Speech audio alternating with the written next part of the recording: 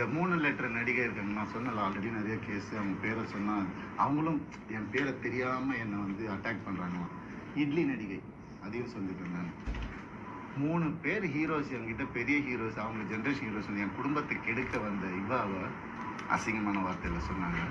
சத்தியம் நிலநாட்டணுன்ற ஒரே காரணத்துக்கு தான் நான் போயிட்டா இருந்தேன். எல்லாம் வருது. அவருக்கு என்ன அழுத்தமோ தெரியல, இன்னைக்கு ரொம்ப எமோஷ்னலா ரொம்ப இதா பேசியிருக்காரு. ஏன்னா ஏற்கனவே நடந்ததுதான் இன்னைக்கு மேடை போட்டு பேசியிருக்காங்க. நான் அழமாட்டேன், எமோஷ்னல் ஆக மாட்டேன். ஏன்னா நான் எந்த தப்பும் பண்ணலை. அத்தனை விளக்குகளுக்கும் நாங்கள் வந்துட்டு பதில் கொடுப்போம். ஆனால் இப்போ இது வந்து நீதிமன்றத்தில் இருக்கிறதுனால இதுக்கு ஒரு கண்டிப்பாக உங்களை வந்து நான் சந்திக்கிறேன் ஆதாரத்தோட. ஒரே ஒரு விஷயம், ஏன் நான் வந்து இது வந்து பெருசப்படுத்தலைன்னா, ஒரு 16 வயசு பையன் இன்னைக்கு அவருக்கு வந்துட்டு பப்ளிக் எக்ஸாம் 10வது படிக்கிறாரு, என் பேரா. இன்னைக்கு அவர் நிலைமை நீங்கள் யோசிச்சு பாருங்க.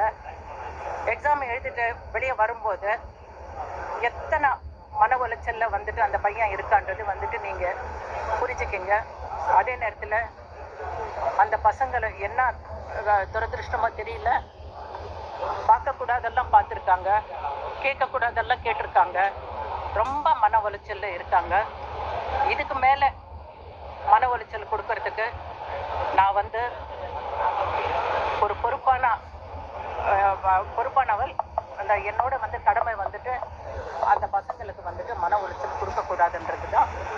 கண்டிப்பாக அத்தனை பொய்யான அவதூறுகளுக்கும் சம்பந்தப்பட்ட அவங்க கண்டிப்பாக உங்களுக்கு பதில் சொல்லுவாங்க. என் மேலே வந்திருக்க அவதூறுகளும் நானும் பதில் சொல்லுவேன்.